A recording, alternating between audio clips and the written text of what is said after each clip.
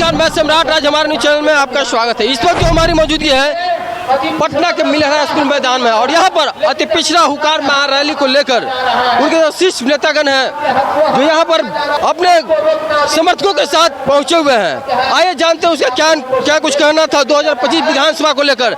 एवं देख सकते हैं कि यहाँ पर उनके जो समर्थक हैं यहाँ पर नारे भी लगा रहे हैं। तो आप देख सकते हैं कि अति पिछड़ा समाज के जो शीर्ष नेतागण है, आइए उनसे जानते हैं क्या कुछ कहना है अति पिछड़ा हुकार महारैली को लेकर। तो हमारे चैनल पर बने रहिएगा, देखते रहेंगे विशेष रिपोर्ट। धन्यवाद। देखिए, ये अति पिछड़ा आरक्षण बचाओ महासंघ का जो आज अति पिछड़ा हुकार रैली पटना में मिलर हाई स्कूल में हो रही है। अति पिछड़ा समाज बहुत ही 36% है बिहार में, और अगर दलित भी मिला लें, अल्पसंख्यक में मिला लें तो 75-80% हो जाता है। लेकिन यहाँ मौजूदा सरकारों ने इनका शोषण किया है, इनके अधिकारों का वंचित रखा है। इसलिए ये लोग अब दोबारा धरती पर खड़े हुए हैं, दोबारा ये अपनी लड़ाई लड़ रहे हैं। पहले आज़ादी की लड़ाई लड़ी, फिर अपनी गरीबी से लड़ी, अब ये दोबारा अपने अधिकारों के लिए लड़ रहे हैं। इसलिए ये रैली हुआ है। क्या कहिए, देखा जाए तो काफी जोश के साथ भाषण दे रहे थे। कौन दे रहे थे? हम लोग। आप काफी जोश के साथ। तो हमारे को जोश ये है कि मेरे अपने भाई बहनों का अति पिछड़ा लोगों का दर्द है, हमारे सीने में दर्द है। हम दलित, अति पिछड़ा, अल्पसंख्यक, पिछड़ा लोगों का चाहते हैं कि ये देश में पहले नागरिक बने, ये दूसरी श्रेणी में खड़े हैं, फर्स्ट नागरिक होने चाहिए, क्योंकि इन्होंने देश का निर्माण किया है। ये देश का निर्माण आप भी कर रहे हैं, मजदूरी करके, मेहनत करके। चुनावी साल है, क्या असर पड़ेगा इस हुंकार रैली का? इस हुंकार रैली का पूरा हर पार्टी के ऊपर असर पड़ेगा, क्योंकि चुनाव में इनको अपना अधिकार चाहिए। पार्टियों ने, सत्तारूढ़ पार्टियों ने इनको अधिकार से वंचित रखा है। अब ये अपना अधिकार लेंगे, अपने जोर से लेंगे, संघर्ष करके लेंगे, शोर करके लेंगे। क्या लगता है 2025 में आप लोग सफल हो पाइएगा? अति पिछड़ा समाज के बिना यहाँ की राजनीति कंप्लीट नहीं हो सकती। अति पिछड़ा 36% है, दलित 20% है, अल्पसंख्यक 10-15% है, 80-85% है। इनके बिना राजनीति का कोई जीवन नहीं है, कोई भविष्य नहीं है। अति पिछड़ा हुंकार महारैली का आयोजन जो आपने किया है, इसके लिए आप मांग राज्य सरकार से कर रहे हैं या केंद्र सरकार से? नहीं, ये तो केंद्र सरकार और राज्य सरकार दोनों को चेतावनी दी जा रही है। ये चेतावनी क्योंकि पूरे एक प्रदेश के लिए नहीं लड़ी जा रही। अति पिछड़ा लोग पूरे प्रदेश में नहीं, देश में रहते हैं। और हमारे यूपी गुप्ता जी जो अध्यक्ष हैं इस महासभा के, अति पिछड़ा आरक्षण बचाओ के, और महासचिव जयनाथ जी, इन्होंने ये चैप्टर ये खोला है। बिहार की धरती लोकतंत्र की जननी है। आज का महारैली पाटलिपुत्र का धरती पटना से ही पटना तक रहेगी, आगे बिहार नहीं, ये पूरे देश में जाएगी। पूरे देश तक बढ़ेंगे आप? हाँ, क्योंकि इनका सबसे बड़ा संख्या है। पिछड़ा हुंकार रैली, जहाँ तक बात है कि संगठित होने की बात हुई है, आज एक पूरे बिहार में इसके माध्यम मैसेज जाएगा, इसका महत्व क्या है, लोगों को जगाना है और अपनी हक की बात करनी है। 10 मिनट पहले पहुंचे, हमारे राष्ट्रीय अध्यक्ष जी 20-25 मिनट पहले पहुंचे।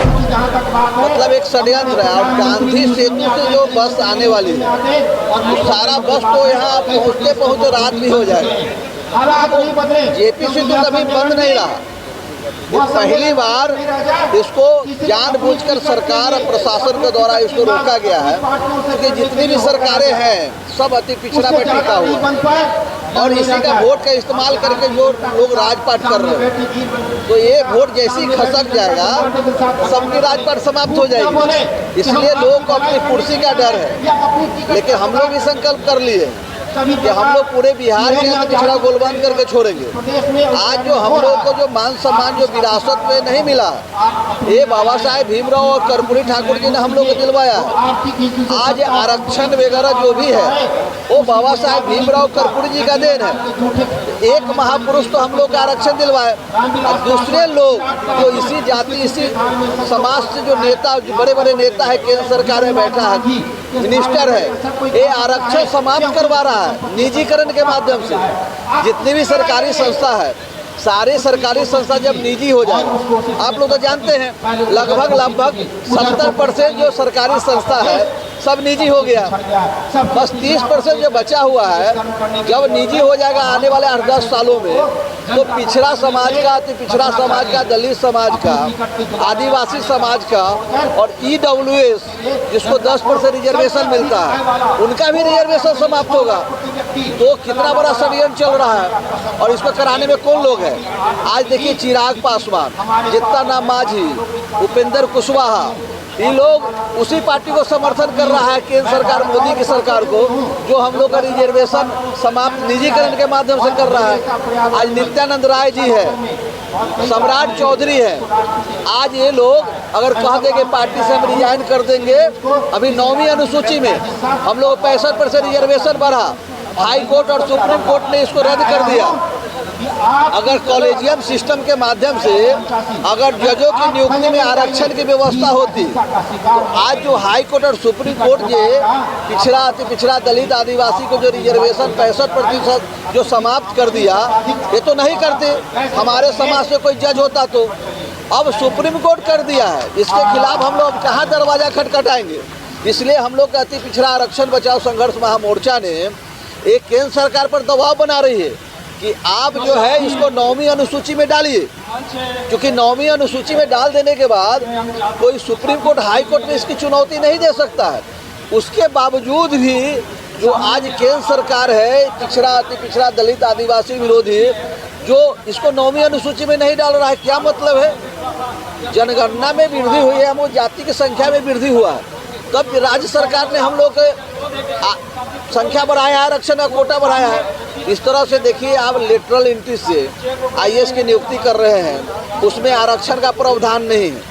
अगर IAS देश चलाता है और उस ऐसे बड़े पदों पर आरक्षण की व्यवस्था नहीं है, तो कुल मिला के जो 80 साल हो गया, 78 साल देश की आज़ादी के बाद, फिर भी अति पिछड़ा, पिछड़ा दलित समाज हाशिए पर है। आज भी हम लोग कहाँ खड़ा है 78 साल के बाद? आज 5 किलो अनाज जो है उसके पंक्ति में हम लोग भीख मांग रहे हैं, 5 किलो अनाज मांग रहे हैं, अभी तक आत्मनिर्भर नहीं हुआ। आज कई देश है जो अपने लोग आत्मनिर्भर हो गया, वहाँ के जो, यहाँ के जो अच्छे लोग हैं, संपन्न लोग हैं, वहाँ वैसा गरीब भी नहीं है। इस देश में अभी तक किसी ने काम नहीं किया, केवल इस्तेमाल किया है। 2025 विधानसभा चुनाव है, तो आप लोग को लगता है कि कौन सी ऐसी पार्टी है जो आपकी? कोई पार्टी नहीं, सभी पार्टी को बारी बारी से, के अनुसार भागीदारी देने को सारी पार्टी को बारी बारी से हम लोग ने उसको देख लिया है। विकल्प नहीं है तो क्या विकल्प नहीं है, 40% आबादी है, बड़ा विकल्प है। क्या है?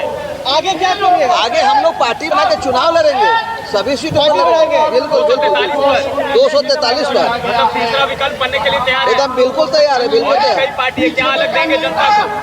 बाकी पार्टी है कोई समाज की चिंता नहीं कर रहा है। 40 साल कर्पूरी जी के मरा हुआ हो गए, आज तक अति पिछड़ा समाज हम लोग एक अति पिछड़ा के नेता पैदा नहीं किए। बिल्कुल खाली हम लोग अति पिछड़ा के नेता को बनाएंगे इस महामोर्चा के द्वारा। बिल्कुल डर नहीं, तो स्पष्ट है, आप देख रहे हैं। आखिर जो खड़ा है पार्टी, कोई भी पार्टी, नीतीश कुमार जी हो या भाजपा हो, अति पिछड़ा पर खड़ा है। जब जमीन धसक जाएगा, अति पिछड़ा धसक जाएगा, मुँहे के भरे गिरेगा, तो सबको डर है कि भाई जो राजपाट कर रहे हैं इसी को बदौलत कर रहे हैं। जयनाथ चौहान, राष्ट्रीय प्रधान महासचिव, आरक्षण बचाओ महामोर्चा।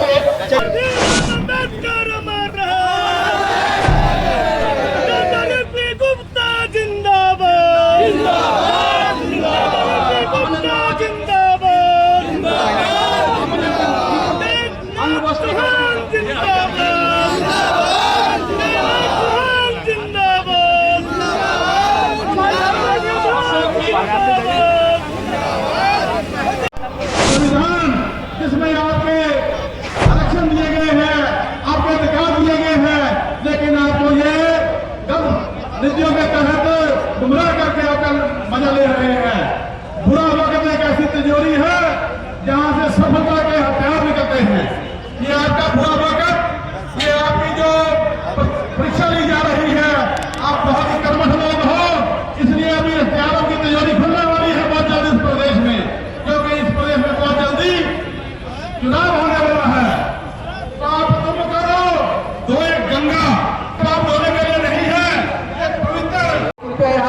कार्यक्रम स्थल पर अपना जो सीट है ग्रहण कीजिए।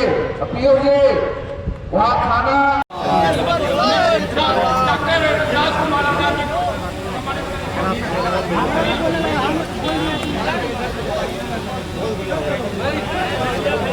दुनिया को किसको बेवकूफ बना रहे हो। इसलिए अति पिछड़ा लोगों भाइयों, आप इनके किसी के जुंझने में किसी इनके उसमें मत फंसिए, क्योंकि ये आपको कुछ नहीं देंगे, शिक्षा मुहैया नहीं कराएंगे। मैं आपसे एक बेनती करता हूं, भले ही कपड़ा कम पहनो।